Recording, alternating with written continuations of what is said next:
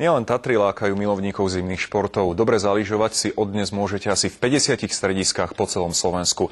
Napríklad vo Vrátnej sa svah zaplňoval už od skorých ranných hodín. Sneh, ktorý ho pokrýva, je však väčšinou umelý.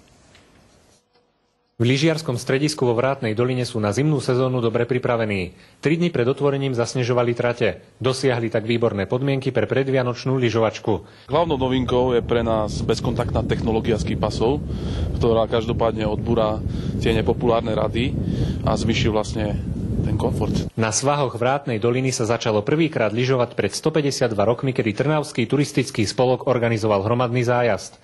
Lyžiari v tom čase nepoznali vleky a lanovky. Vyšlapalo sa, zlyžovalo sa a samozrejme to bol systém lyžovania. Počas tohto víkendu tu trénuje aj naša úspešná zjazdová lyžiarka Veronika Zuzulová. Je to pre mňa v prvom rade zábava a tá drína to patrí, myslím si, že ku každému športu. Na lyžiarsku sezónu je pripravená aj horská služba. Upozorňuje, že je potrebné dodržiavať tzv. Biely kódex lyžiara, čo v praxi znamená dodržiavanie určitých bezpečnostných pravidiel na svahu. Ľudia jazdia rýchlo a tie najťažšie úrazy sú vlastne zrážky lyžiarov. Nerobím, nepočúvam hudbu.